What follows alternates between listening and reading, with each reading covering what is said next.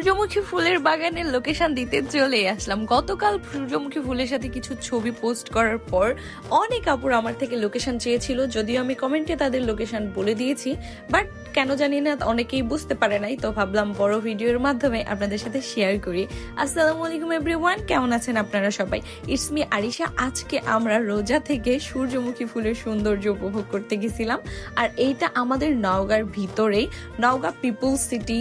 অনেকেই যেটাকে হয়তোবা চিনে না, এইটা হলো বাইপাস রোডে একদমই নদীর পাশেই এই পিপল সিটিটা। যদিও এটা নতুন তৈরি করা হয়েছে, এই জন্য হয়তোবা অনেকের অচেনা, বাট আপনারা নদীর ধারের এই রাস্তায় আসলেই সহজেই বড় একটা সাইনবোর্ড দেখতে পাবেন।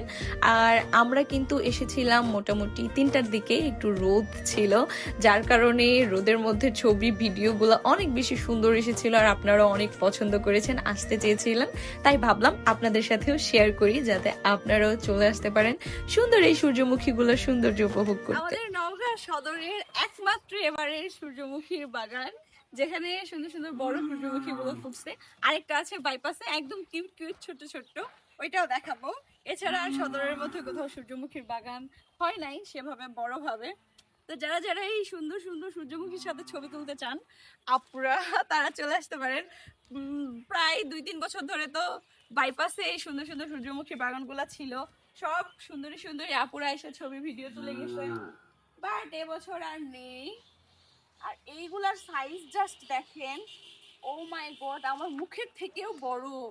এগুলা হাইব্রিড মেবি, এক একটার সাইজ, ও মাই গড, এক একটা ফুল মেবি 2 কেজির মতো ওজন হবে। ওগুলা দেশি, এইগুলা হাইব্রিড টাইপের। এক একটা ফুলের জাস্ট সাইজ দেখেন কি বড় বড়। এইদিকে একটু আসেন, ফুলগুলা ঘুরে গেছে। ও মাই গড, এই যে এটা কত বড়, প্রত্যেকটা অনেক বড় বড়। তো যারা যারা ছবি তুলতে চান বা সুন্দর লাগে দেখতেও, তো চোখে একটা সৌন্দর্য আছে, চলে আসতে পারেন। 4 সাইডে একটু ঘুরে দেখান সাহেব, সুন্দর কিন্তু। Wow wow wow. এখন আমরা এখানে সুন্দর সুন্দর পোজ দিয়ে ছবি তুলবো। তো আপুরা, আশা করি এবার আর আপনাদের লোকেশন চিনতে সমস্যা হবে না।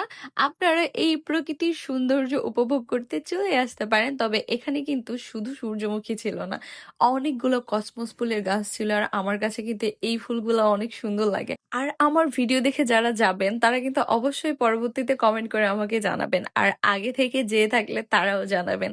সবাই ভালো থাকবেন, সুস্থ থাকবেন, আল্লাহ হাফেজ।